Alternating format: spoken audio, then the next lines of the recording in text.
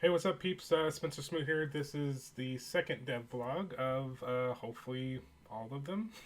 so, uh, yeah, a lot. So I am showing what my progress was this week.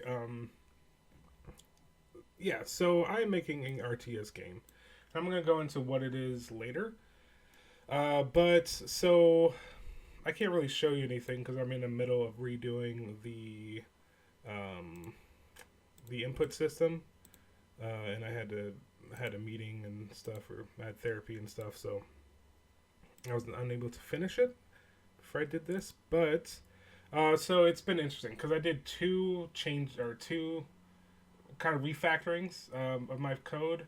I got to the point at which it just was too just kind of thrown together.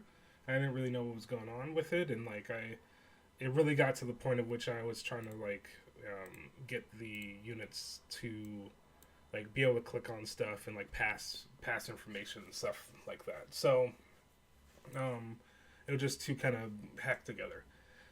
So I refactored and did inheritance for units. So if we look at this infantryman, I got these assets for free online. I don't remember, but yeah. So this infantryman, I used to do inheritance of all the way down to selectable, and then I thought that all the selectables will be a will be good. I built it from that to then I was going to build out the units. So let me show you on this. I think if I can find it in a reasonable time. So here, this is what I was thinking at first. Can you see that?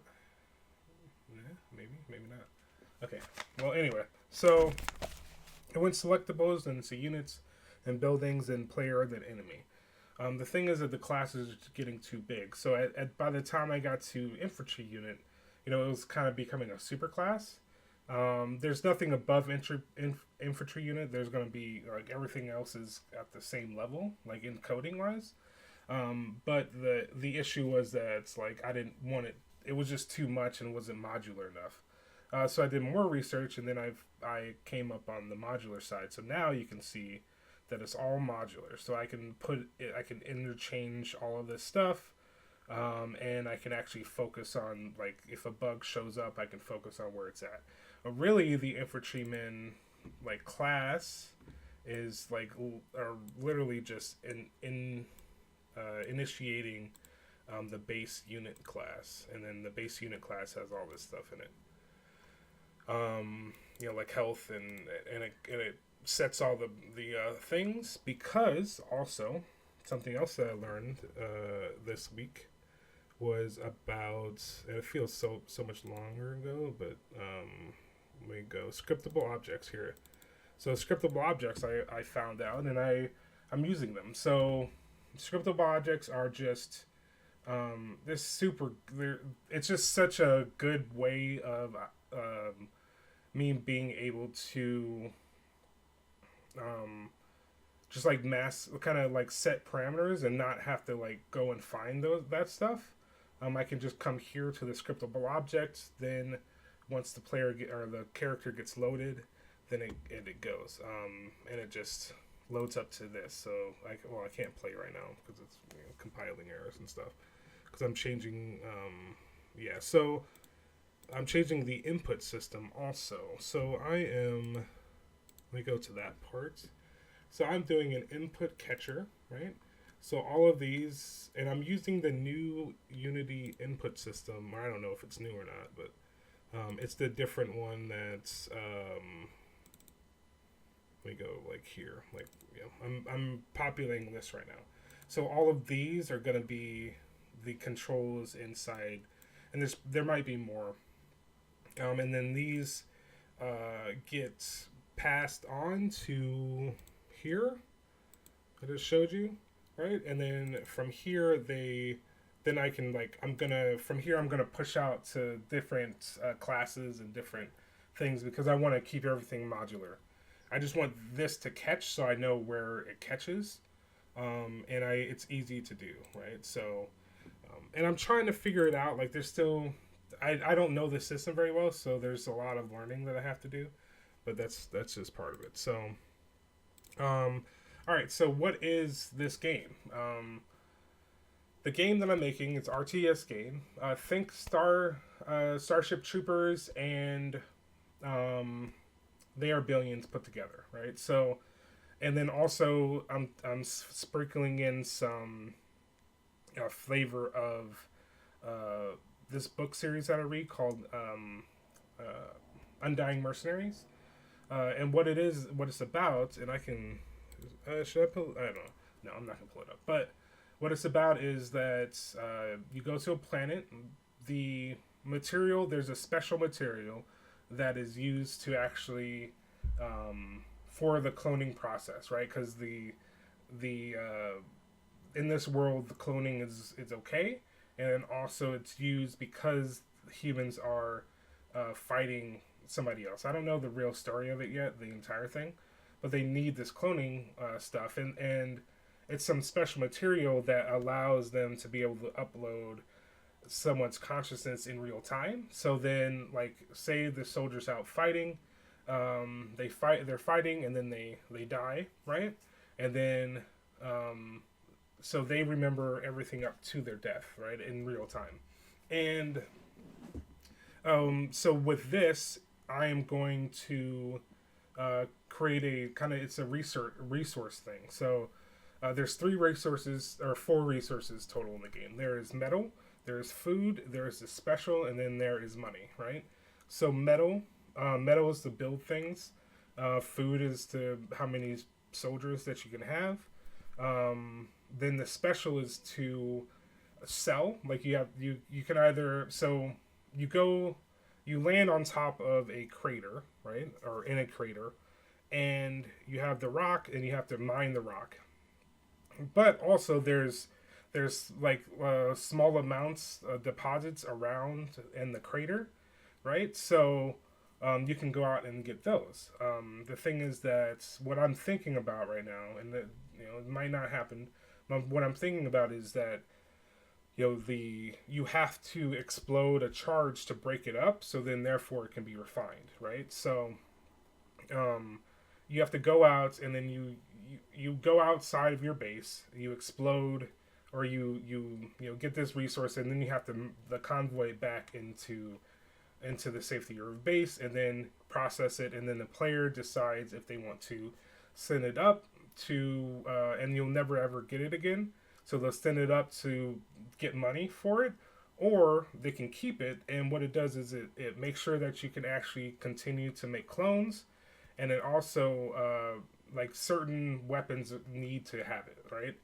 I'm trying to really figure out the lore there, but that's kind of the gameplay loop of you make and the thing is that you can leave at any time, right? Everything is, I would say, temporary, but there's like permanent buildings and then there's temporary buildings, right? That I'm thinking about. But what it is that you have a you can, like, your base is your main building, your command center, right, is where you clone, right? So where you get basic units from. Then also it is your headquarters, and then also it is where you drop off resources, right? I might change that dropping off resources thing. I'm really trying to figure out, what that is, and like, it's really just in my brain kind of working. So yeah, and so the game loop, right?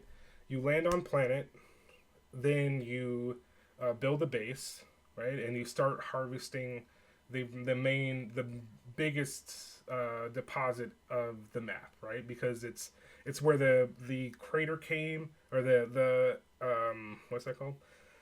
The asteroid came and just hit the ground, and it created the biggest. It's big crater, then stuff like that. So you're inside of a crater, so you're kind of not in a defensible position. Some maps might change and stuff like that, and then you go and you get these things, but each time that you explode it's going to be time, and it's going to be per event. So each time that you explode a a charge to break up the main resource, and then you can process it either inside your main base or outside getting the resources from somewhere else, then that triggers a attack from the bugs, right? And these bugs have been this has been here for a long time. So the bugs have evolved with this material, and the thing is that they actually it's one of the part of their main things of breeding and stuff. So, so they come and they attack, and you have to hold them off, like in They Are Billions, the game. And this is the cycle, right? And you decide if you want to go get some more, or like, are you like, hey, I just lost these people and all that. One of the things that I'm really trying to get to, and I hope that I can get, is making it so that the soldiers are recognizable. So not necessarily in the what's it, the 3D model, right? Because like 3D model will probably be the same, but like their identifier, like who they are on the bottom. So they die, right, and then they come back, and then they maybe remember, or they kind of understand, or like they say stuff, right? When they come back, and you can kind of like get a personality of each soldier that you have. It's a really hard kind of like design problem, right? Because there's gonna be at least I want to be able to have like at least 100 type of soldiers, so that's gonna be a thing. What I'm thinking about is like when I kickstart or like Patreon or whatever, if I ever get to that level, then the people that are like the first 100 or whatever are able to then do some voice acting if they want to, right, and be in the game as a soldier, right. And that's my current kind of thought process with that. But that's way far down. That's a way far down. But it's just me kind of brainstorming now, and really me structuring, so then therefore I can grow it. And yeah, that's the gameplay loop. This is kind of what the world looks like right now, right? It's nothing really. Like there's a thing, and I can place buildings down. I wish I can show you, but I can place buildings down. They have a mode. They have a building thing. I can select units. I am redoing the selection thing though, because it's not working out very well. And overall, I'm really enjoying the experience, and really enjoying the process of doing this, because it's really fun. All those things are annoying. Can you see that? Yeah, you can. So yeah, that's my dev blog for today. Thanks for watching. Comments down below if you want to. Like, subscribe, all that stuff. If you want to see more, this project is definitely gonna continue. I'm gonna definitely get further. Like right now is not the funnest time, right? Because it's all kind of getting it to be an RTS. So it's like selection and stuff like that. I'm not really even designing the game yet. I am with the controls and like how it feels. So it's a super important part. But the actual like design of like